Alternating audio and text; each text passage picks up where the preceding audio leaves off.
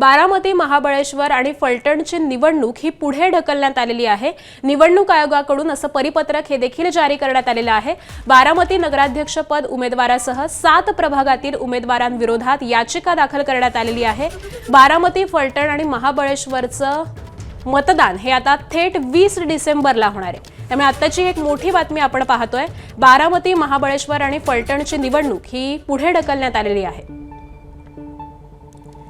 निवडणूक आयोगाने या संदर्भातलं परिपत्रक देखील जारी केलेलं आहे। बारामती नगराध्यक्ष पद आणि उमेदवारासह 7 प्रभागातील उमेदवारांविरोधात याचिका दाखल करण्यात आलेली होती आणि त्यानंतर आता निवडणूक आयोगाकडून बारामती, महाबळेश्वर आणि फलटणची निवडणूक ही पुढे ढकलण्यात आलेली आहे।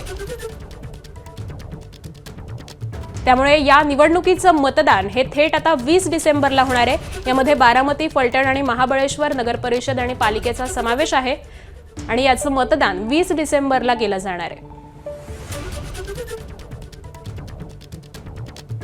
आणि आज संदर्भातले अपडेट जाणून घेऊयात। आपले प्रतिनिधी जयदीप भगत आपल्या सोबत आहेत। जयदीप, आकांक्षा, खरं तर महाबळेश्वर आणि फलटण नंतर बारामतीची नगर परिषदेची जी निवडणूक आहे ती पुढे ढकलण्यात आलेली आहे। खरं तर बारामतीमध्ये नगराध्यक्ष पदाच्या उमेदवारासह 5 प्रभागातील जे आहेत उमेदवार आहेत त्यांच्या विरोधात याचिका दाखल करण्यात आली होती आणि त्याचा निकाल जो आहे तो पेंडिंग आहे आणि त्याच्यामुळे नैसर्गिक न्यायाच्या तत्वानुसार जे आहे ती निवडणूक पुढे ढकलण्यात आलेली आहे। खरं तर 4 तारखेला याची जी आहे ती पुढची जी आहे ती प्रक्रिया सुरू होणार। नव्यानं कुठल्याही उमेदवाराला जो आहे तो उमेदवारी अर्ज दाखल करता येणार नाही।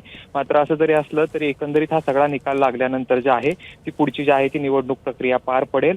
20 तारखेला मतदान होणार आहे आणि 21 तारखेला जे आहे ती निकाल लागणार आहे। खरं जर असं जरी असलं तरी अनेक ठिकाणी असं झालेलं आहे की फक्त प्रभागाची निवडणूक जी आहे एखाद्या विशिष्ट प्रभागात अपील केलं असेल तर त्या ठिकाणी जे आहे ते निवडणूक पुढे ढकलण्यात आलेली। मात्र ज्या ठिकाणी नगराध्यक्ष पदाच्या उमेदवारावरती जे आहे ते आक्षेप घेण्यात आलेला आणि त्याचा जर निकाल पेंडिंग असेल तर संपूर्ण निवडणूक जी आहे ती पुढे ढकलण्यात आली असल्याचं सांगण्यात आले। त्याच पद्धतीनं बारामतीचे जे नगराध्यक्ष पदाचे उमेदवार होते त्यांच्यावरती आक्षेप घेण्यात आलेला होता आणि त्यामुळे जे आहे ती निवडणूक संपूर्ण 41च्या 41 उमेदवार आणि 42वा नगरसेवक ही जी निवडणूक आहे ती पुढे ढकलण्यात आलेली। याची जी निवडणुकीची मतदान प्रक्रिया जी आहे ते मतदान जे आहे ते 20 तारखेला पार पडेल आणि 21 तारखेला जो आहे तो निकाल लावला जाईल।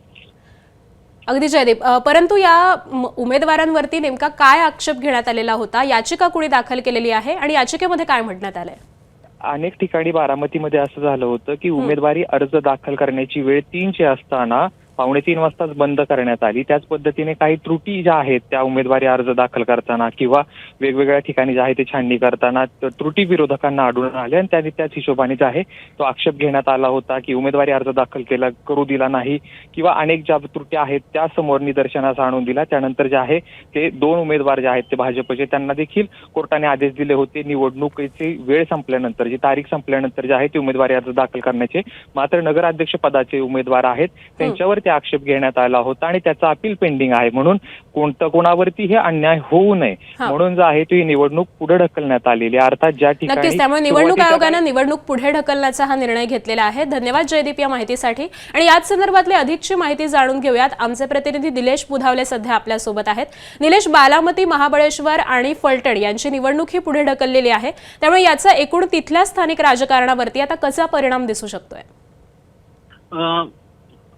पुन्हा एकदा या संपूर्ण प्रक्रिया जी आहे ती राबवण्यात येणार आहे। ज्या पद्धतीनं जयदीप सांगत होता 20 डिसेंबर रोजी आता ही निवडणूक पार पडणार आहे। त्यामुळे पुन्हा एकदा नव्यानं नामांकन पत्र असतील किंवा उमेदवारांना अर्ज करता येणार आहेत त्यासाठी तारीख देखील देण्यात आलेली आहे। उमेदवारी अर्ज माघारी घेण्याची अंतिम मुदत 10 डिसेंबर पर्यंत आहे आणि उमेदवारांची यादी जी आहे ती 11 डिसेंबरला फायनल होताना आपल्याला दिसणार आहे। त्यानंतर 20 डिसेंबर रोजी 5:30 वाजेपर्यंत मतदान प्रक्रिया ही पार पडणार आहे। त्यामुळे 21 डिसेंबर रोजी मतमोजणी देखील होईल।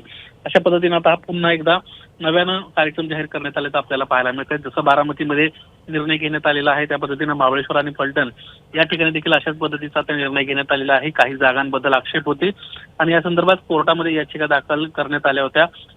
बारामतीचा जर आपण प्रामुख्याने विचार केला तर सत्र न्यायालयात याचिका दाखल झाल्यानंतर ती याचिका जरी फेटाळली असली तर ती नैसर्गिक न्यायाच्या तत्वानुसार निवडणूक आयोगाने ज्या ठिकाणी याचिका दाखल केलेली आहे त्याची अपिलाची मुदत संपली नसल्याने ही निवडणूक आता प्रक्रिया पुढे ढकलण्यात आल्याचं आपल्याला दिसतंय। हो, अगदी धन्यवाद निलेश या संपूर्ण माहितीसाठी।